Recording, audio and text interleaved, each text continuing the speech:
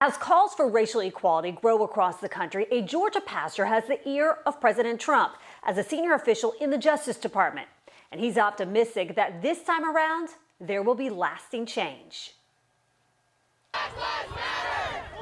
Tony Lowden hears the cries, the pleas for change. Whenever there's a crisis, there's opportunity.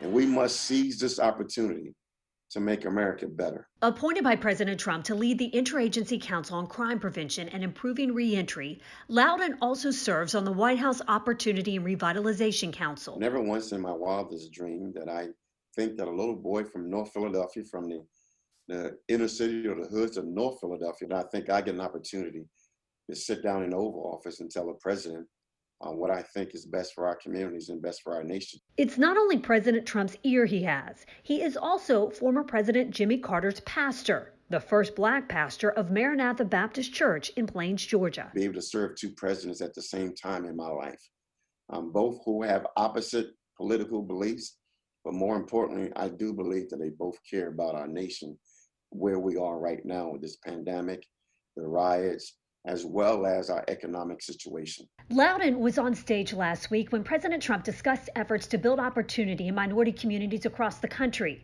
and his executive order on establishing best practices for law enforcement. Talk to the president about what's happening in these communities and how these communities feel. And the president was very candid and very attentive to what we had to say. And we didn't hold back. And so what the president's going to do, he's going to look at ways of making sure that we have law and order, but making sure that we don't have bad apples as well, and that we can make sure that the use of force is not used as we saw with George Floyd. Lowden believes systemic racism exists in law enforcement, but he does not believe defunding police departments is the solution. As an African-American male myself, there's been times when I've been pulled over, just driving down the street. And you always hear this favorite saying, a car like yours has been reported stolen. And then you pray that you can live through that situation. But those are the times that we're going to have to change. Change, he says, happens through more training. That comes with understanding, that comes with having dialogue, that comes with getting back to community policing. Guided by faith, he says the church plays a vital role. Out of all the movements that we had across our country, even the beginning of the civil rights movement, it has been the church that has always led. And the faith community, they deal with social issues. They're the frontline folks that are dealing with prison reform, feeding folks, helping people find housing, helping people keep their families together. The faith community really has to be involved in everything that we do.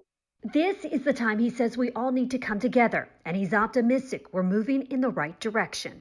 I am my brother's keeper, according to the word of God. We have to get to the point of being able to show the love that we want for each other and be able to have peace in our communities. Now, he told me that he believes the next step of revitalizing America starts with the White House Revitalization Council. And he says he's excited about that. That council is now refocusing its efforts to better aid underserved communities on economic, health, and educational issues.